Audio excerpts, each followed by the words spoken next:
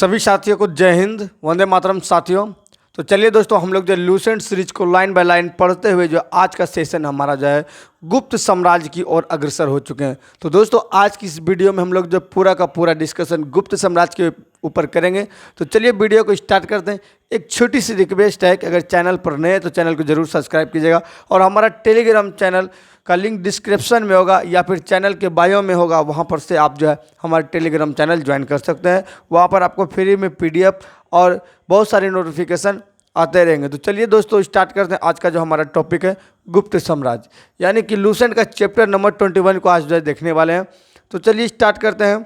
गुप्त साम्राज्य जो है बहुत ही इंपॉर्टेंट साम्राज्य दोस्तों। इससे बहुत सारे एग्जाम में जो ना बहुत धूम धड़ाके के साथ जो है इससे क्वेश्चन बनते रहता है। तो चलिए स्टार्ट करते हैं।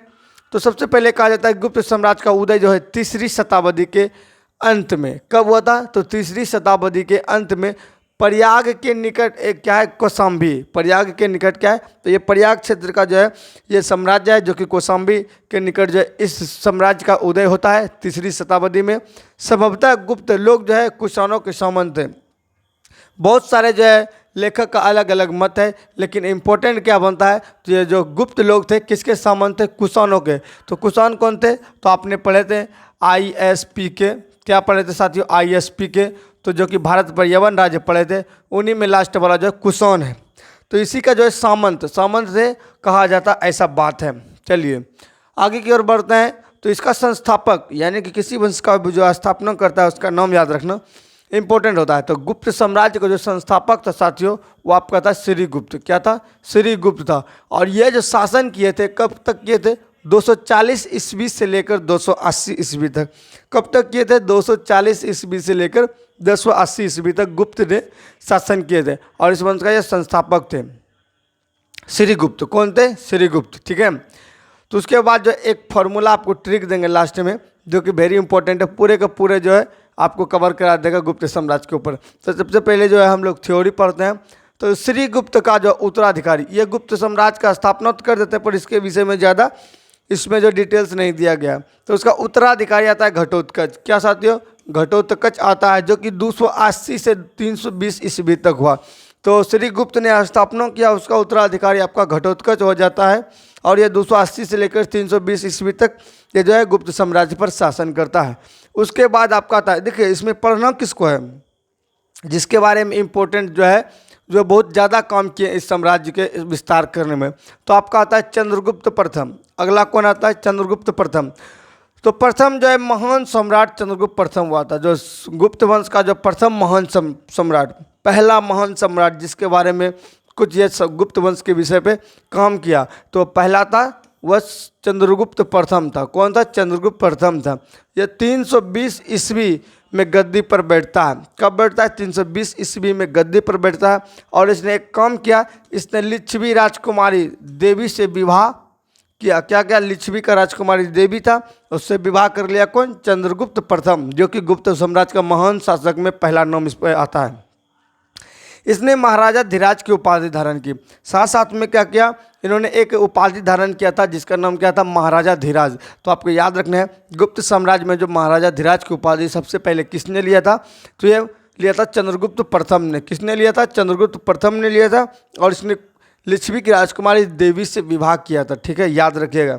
उसके बाद चलिए आगे की ओर बढ़ते हैं।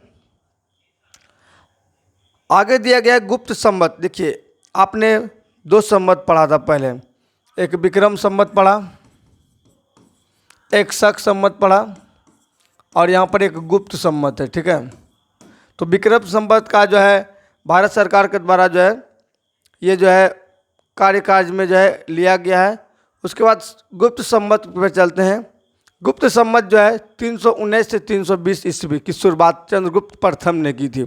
इसको याद रखिएगा, चंद्रगुप्त प्रथम का यह काम था कि गुप्त संवत का स्टार्ट किया था 319-320 ईस्वी के करीब, और चंद्रगुप्त प्रथम का उत्तराधिकारी समुद्रगुप्त हुआ। ये बहुत समुद्रगुप्त जो है ना बहुत इंपॉर्टेंट है, जो कि 335 ईस्वी में राजगद्दी पर बैठता है। तो चंद्रगुप्त जो है इसका चंद्रगुप्त प्रथम का जो है उत्तराधिकारी समुद्रगुप्त होता है, जो कि 335 ईस्वी में गद्दी पर बैठता है। तो आपने क्या क्या पढ़ा? सबसे पहले श्री गुप्त ने क्या करता है, तो गुप्त वंश की स्थापना करता है। उसके बाद आपका घटोत्कच उत्तराधिकारी होता है। इन दोनों के बारे में ज़्यादा विवरण नहीं है। उसके बाद आता है चंद्रगुप्त प्रथम, जो कि लिच्छवी की राजकुमारी देवी से शादी करता है और जब महाराजा धीराज की उपाधि धारण करता है और एक गुप्त सम्मत चलाता है। और उसके बाद जो है उसका उत्तराधिकारी जो हो जाता है समुद्रगुप्त हो जाता है। ये भी बहुत इंपॉर्टेंट होता है, जो कि 335 ईस्वी में राजगद्दी पर बैठता है। तो चलिए अब समुद्रगुप्त के बारे में पढ़ते हैं। तो इसने आर्यावर्त के 9 शासक और दक्षिणावर्त के 12 शासकों को क्या कर दिया था, पराजित कर दिया था। ये समुद्रगुप्त। कौन क्या था? समुद्रगुप्त। तो पूछा जाएगा एग्जाम में क्वेश्चन साथियों कि गुप्त साम्राज्य का कौन सा शासक था जिसने आर्यावर्त के 9 शासक और दक्षिणावर्त के 12 शासक को पराजित कर दिया था। तो इसमें नाम आपका आ जाएगा समुद्रगुप्त का। ठीक है, इन्हीं विजय के कारण भारत में इसका जो है भारत का नेपोलियन कहा जाता है। तो भारत का नेपोलियन समुद्रगुप्त। एक क्वेश्चन कन्फ्यूजन करने के लिए आपको देते हैं, आप लोग कमेंट करिएगा। तो भारत का आइंस्टाइन बताइए, आइंस्टाइन कौन है बताइए, कमेंट कीजिए साथियों, कौन होगा? तो जी आप लोग ने बहुत बहुत बढ़िया कमेंट किया है। तो नागार्जुन। कौन हो जाएगा? नागार्जुन।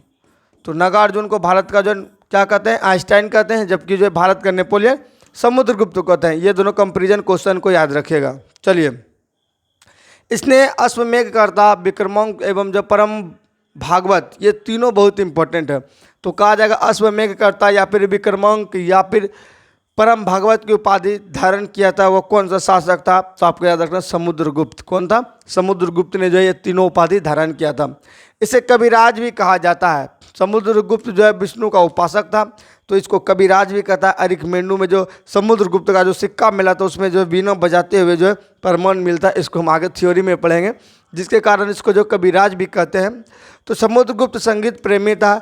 ऐसा अनुमान उसके सिक्कों पर वीणा वादन करते हुए दिखाया गया है, जिसके कारण जो है उसको कहा जाता है कि यह क्या था, बड़ा संगीत प्रेमी था और यह कविराज था। इस तरह से उसने जो वीणा बजाते हुए सिक्का उसका मिला है। फिर चलिए आगे की ओर बढ़ते हैं साथियों। आगे है समुद्रगुप्त का दरबारी कवि हरिसेन था। कौन था? हरिसेन था। इसको ट्रिक से याद रखते हैं कि जो समुद्र में कौन रहता है? हरि जी रहता है।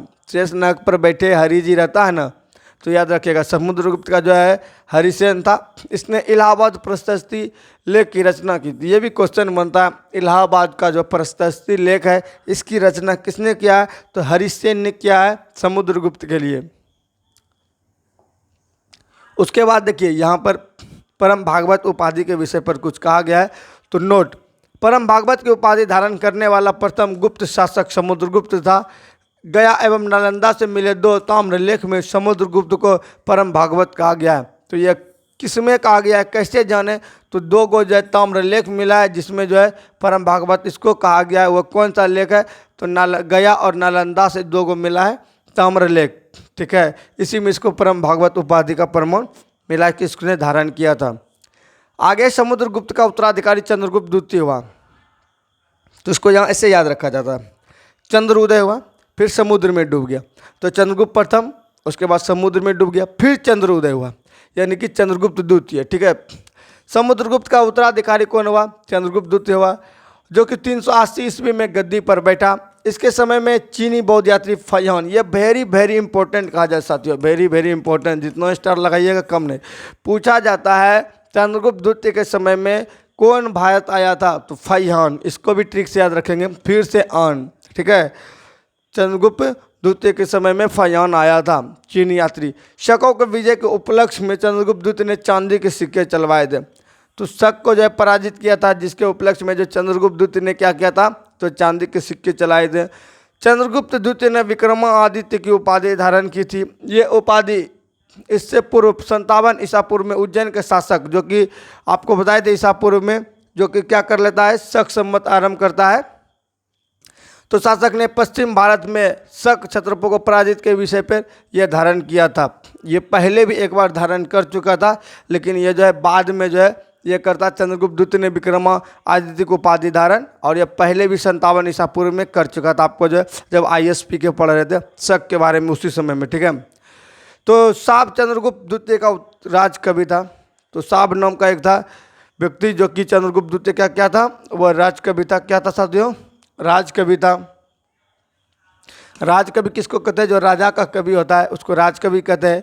चंद्रगुप्त द्वितीय के समय में पाटलिपुत्र एवं उज्जैनी विद्या का प्रमुख केंद्र था। जब चंद्रगुप्त द्वितीय का शासन चल रहा था तो पाटलिपुत्र और उज्जैनी विद्या का क्या था? प्रमुख केंद्र था। क्या था? प्रमुख केंद्र था। ठीक है। अनुश्रुति के अनुसार चंद्रगुप्त द्वितीय के दरबार में 9 विद्वान में से एक मंडली निवास करती थी। 9 विद्वानों की क्या करती थी? एक मंडली, पूरा का पूरा मंडली जो है 9 विद्वानों का रहता था, जिसे नवरत्न कहा गया है। क्या कहा गया है? नवरत्न कहा गया है। महाकवि कालिदास एवं संभवतः इसमें अग्रणीय थे। कालिदास के बारे में आपने सुना होगा, जो कि महान कवि थे। तो यही चंद्रगुप्त द्वितीय के जो है शासनकाल में रहते थे और इन्हीं के दरबार में रहते थे। कालिदास के अतिरिक्त इसमें से धन्वंतरी, छप्पनक जो कि फलित ज्योतिष के विद्वान थे, अमर सिंह जो कि कोशाकार, शंकु वस्तुकार, बेताल भट्ट घटकर्पण, वरा मीरा एवं जो कि खगोल विज्ञान थे, एवं वरुरुचि जैसे विद्वान जो है इसके दरबार में क्या करते थे? रहते थे। किस रूप में? नवरत्न के रूप में। चलिए आगे की ओर बढ़ते हैं। आगे का थ्योरी है चंद्रगुप्त द्वितीय का जो है साथियों,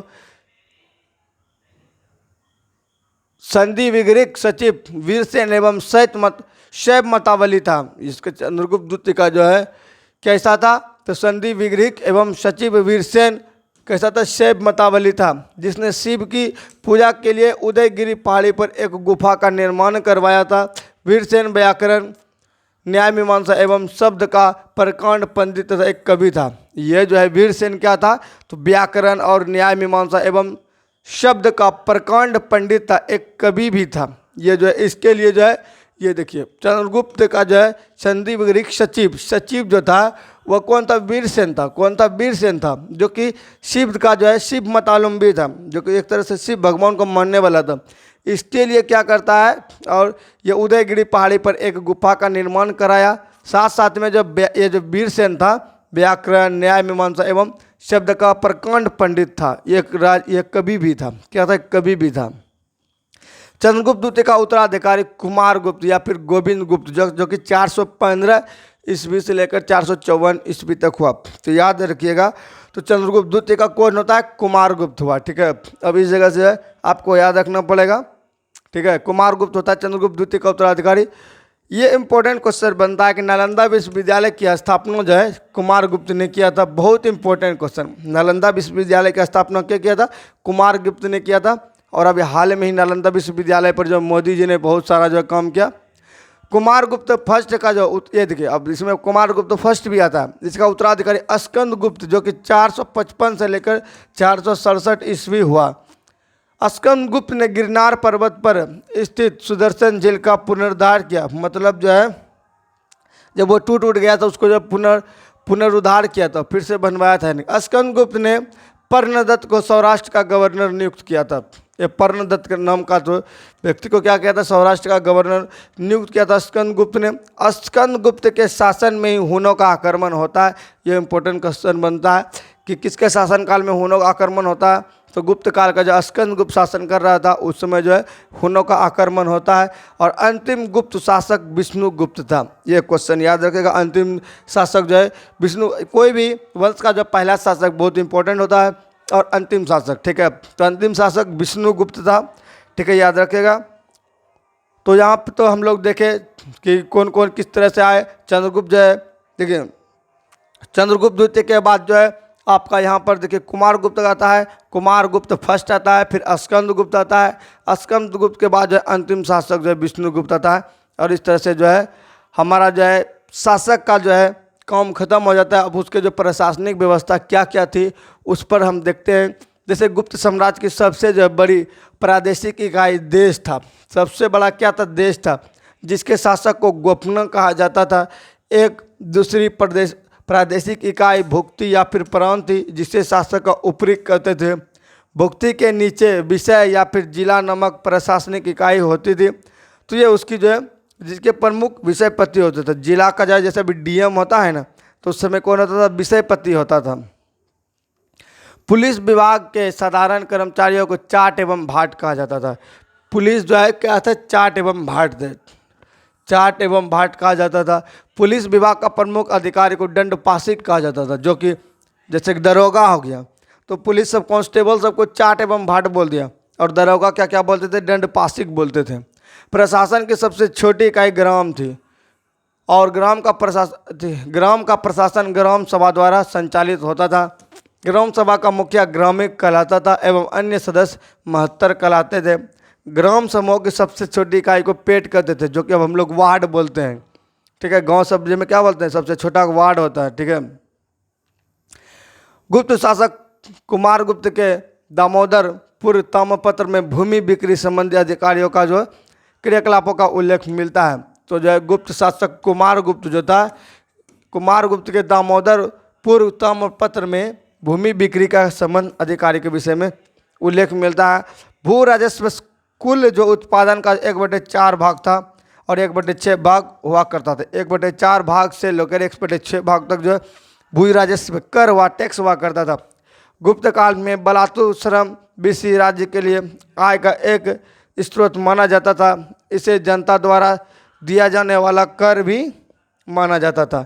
तो यहाँ पर देखिए, गुप्त काल में जो बलात् श्रम बिस्टी जिसको बोलते हैं, राज्य के लिए आय का एक स्रोत माना जाता था। इसे जनता द्वारा दिया जाने वाला कर भी कहा जाता था या माना जाता था।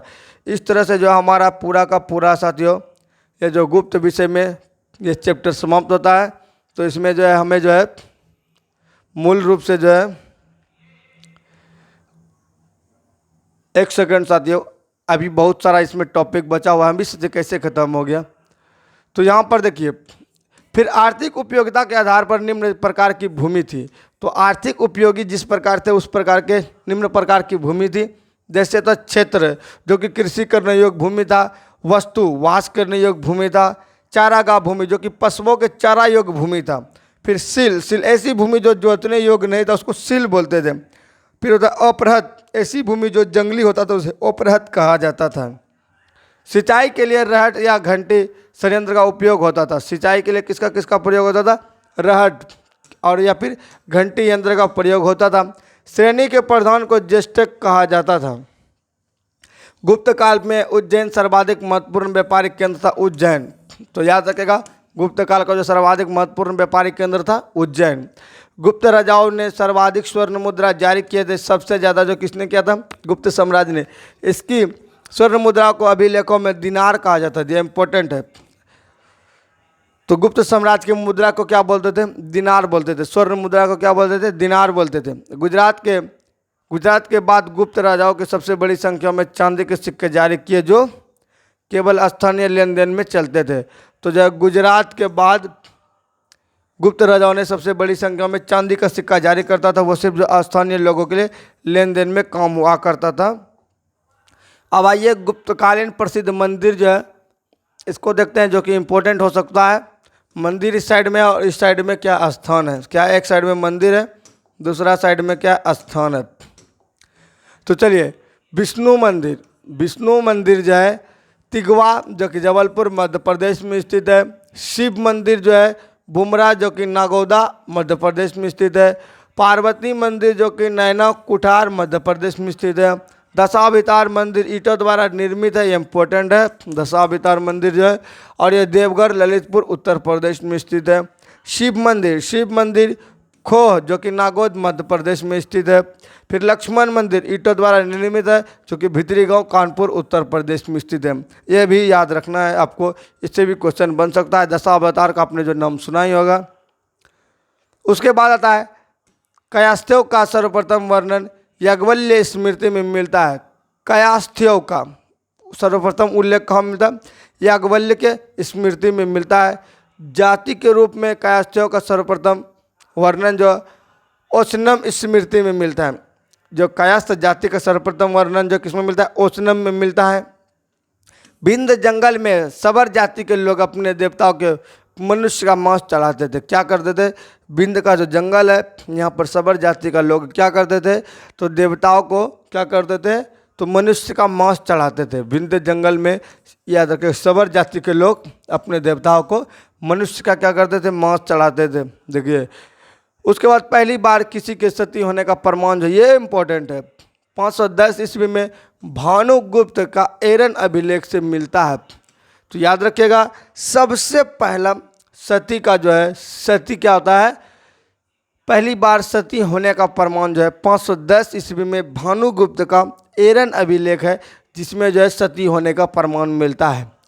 ठीक है, और जिसमें किसी भोजराज की मृत्यु पर उसकी पत्नी सती होने का उल्लेख है। तो भोजराज नाम का जो व्यक्ति था, या कोई राजा या कोई होगा, और उसकी पत्नी उसके साथ जो सती होता है, ऐसा प्रमाण मिलता है।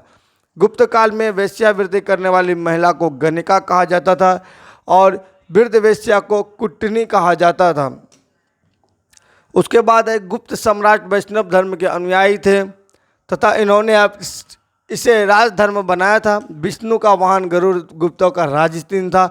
तो गुप्त जो है एक जो है विष्णु भगवान का तो मानता था, और उसका जो होता है वाहन गरुड़, वो उसका चिन्ह था। ठीक है, गुप्त काल में वैष्णव धर्म संबंधी सबसे महत्वपूर्ण अवशेष देवगढ़ जिला ललितपुर का दशावतार मंदिर आपको बताए भी थे। ये दशावतार मंदिर बहुत इंपॉर्टेंट है। ये बेतवा नदी के तट पर स्थित है। अजंता में निर्मित कुल 29 गुफाओं में वर्तमान में केवल 6 ही शेष है, जिसमें गुफा संख्या 16 एवं 17 गुप्तकालीन है। तो ये इंपॉर्टेंट है, गुफा संख्या 16 एवं 17 किसके लिए है, तो गुप्त काल का जो है गुप्तकालीन है। इसमें गुफा की संख्या 16 में उत्कर्णित मरणासन राजकुमारी का चित्र प्रशंसनीय है। 16 नंबर में क्या है, तो राजकुमारी का चित्र जो है मरणासन में दिया गया है। गुप्त फिर आता है गुफा संख्या 17 के चित्र को चित्रशाला कहा गया है। इस चित्रशाला में बुद्ध के जन्म, जीवन, महाभिनिष्क्रमण एवं महापरिनिर्वाण की घटनाओं को संबंधित चित्र उद्धृत किया है। तो बुद्ध के जो है मृत्यु को क्या बोलते हैं, तो महापरिनिर्वाण बोलता है, और घर छोड़ने की घटनाओं को महाभिष्क्रमण कहा जाता है। याद रखिएगा।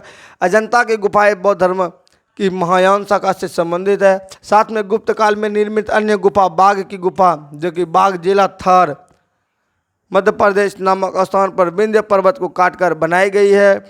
साथ साथ में गुप्त काल में विष्णु शर्मा द्वारा रचित पंचतंत्र संस्कृत का संसार सबसे सर्वाधिक प्रचलित ग्रंथ माना जाता है। बाइबिल के बाद इसका दूसरा स्थान है।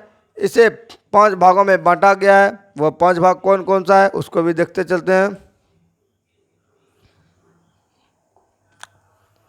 पहला भाग मित्र भेद है, दूसरा भाग मित्र लाभ है, तीसरा भाग संधि विग्रह है, चौथा भाग जो आपका लब प्रनाश है, पांचवा भाग अपरिछारित्व है। चलिए, आर्यभट्ट ने आर्यभट्टियम एवं सूर्य सिद्धांत नामक ग्रंथ लिखे। इसने सूर्य ग्रहण एवं चंद्र ग्रहण के वास्तविक कारण बताए। आर्यभट्ट पहला भारतीय नक्षत्र वैज्ञानिक थे जिसने घोषणा किया कि पृथ्वी अपनी धुरी पर घूमती है। तो आर्यभट्ट यहाँ पर देख सकते हैं कि कितना बड़ा अहम रोल निभाया था, को या बहुत सारा जो है सिद्धांत दिया। तो आर्यभट्ट में सूर्य सिद्धांत नामक ग्रंथ लिख दिया था, और सूर्य ग्रहण एवं चंद्र ग्रहण का वास्तविक कारण बताया था। आर्यभट्ट पहला भारतीय नक्षत्र वैज्ञानिक था जिसने घोषणा किया कि पृथ्वी क्या होता है, अपनी धुरी पर घूरता है। किस पर घूरता है, धुरी पर घूर रहा है। ठीक है। वराहमिहिर जो है, वराहमिहिर ने बृहद संहिता, पंच सिद्धांत, फिर बृहज्जका और लघु जातक की रचना की। बृहद संहिता में नक्षत्र विद्या, उसके बाद वनस्पति शास्त्र, प्राकृतिक इतिहास और भौतिक भूगोल के विषयों पर चर्चा की। कौन, तो वराहमिहिर। ठीक है। ब्रह्मगुप्त इस युग के महान नक्षत्र वैज्ञानिक एवं गणितज्ञ थे। उसने यह घोषणा किया कि न्यूटन के सिद्धांत के पूर्व कल्पना कर ली। ये जो है ब्रह्मगुप्त इस युग के महान नक्षत्र वैज्ञानिक एवं गणितज्ञ हुए थे, और इसने जो है यह घोषणा करके न्यूटन के सिद्धांत की पूर्व कल्पना कर ली। तो न्यूटन का सिद्धांत आने से पहले जो है पहले कल्पना कर ली। प्रकृति के एक नियम के अनुसार सभी वस्तु पृथ्वी पर गिरती है, क्योंकि पृथ्वी स्वभाव से ही सभी वस्तुओं को अपनी ओर आकर्षित करती है। तो ये न्यूटन के नियम आने से पहले ये जो नियम दे दिए थे वे ब्रह्मगुप्त। ठीक है। गुप्त काल में पालकन में पशु चिकित्सा एवं हास्यायुर्वेदी लिखा गया। नवीनतम की रचना गुप्त काल में की गई। इस पुस्तक में नुस्खे, सूत्र और उपचार विधियाँ दी गई है। साथ साथ में पुराणों को वर्तमान रूप से रचना गुप्त काल में हुए। इसमें ऐतिहासिक परंपरा का उल्लेख है। संस्कृत गुप्त राजाओं की शासकीय भाषा थी। गुप्त काल में चांदी के सिक्का का रुपया कहा गया है। यह रुपया की याद रखिएगा, चांदी के सिक्का का रुपया कहा गया है। याज्ञवल्क्य, नारद, कात्यायन एवं बृहस्पति स्मृतियों की रचना जो गुप्त काल में हुई थी। मंदिर बनाने की कला का जन्म गुप्त काल में ही हुआ था। त्रिमूर्ति अवधारणा का विकास गुप्त काल में ही हुआ था। गुप्त शासक ने मंदिर एवं ब्राह्मणों को सबसे अधिक ग्राम अनुदान में दिए थे।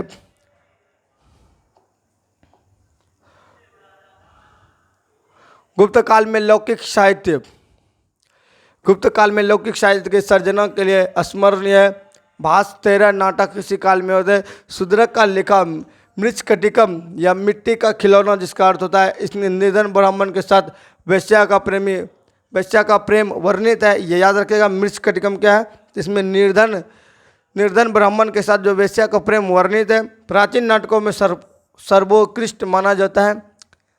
देवी चंद्रगुप्तम विशाखदत्त की संस्कृत नाटक है। यह गुप्त राजा रामगुप्त की कहानी है, जो कि अपनी रानी ध्रुव देवी को एक शक आक्रमणकारी को सौंपने का फैसला करता है, लेकिन उसका छोटा भाई चंद्रगुप्त रानी के वेश में दुश्मन के शिविर में प्रवेश करता है और दुश्मन को मार डालता है। तो ये जो है कहानी याद रखिएगा। तो देवी चंद्रगुप्तम में जो विशाखदत्त की रचना है, इस तरह से कुछ और 2-3 लाइन बचा हुआ है। तो कालिदास की कृत अभिज्ञान शकुंतलम, जो कि राजा दुष्यंत एवं शकुंतला के प्रेम की कथा है, द्वितीय भारतीय रचना है जिसका अनुवाद यूरोपीय भाषाओं में हुआ है। ऐसी प्रथम रचना है जो कि भगवत गीता, ठीक है, ऐसी प्रथम रचना है भगवत गीता।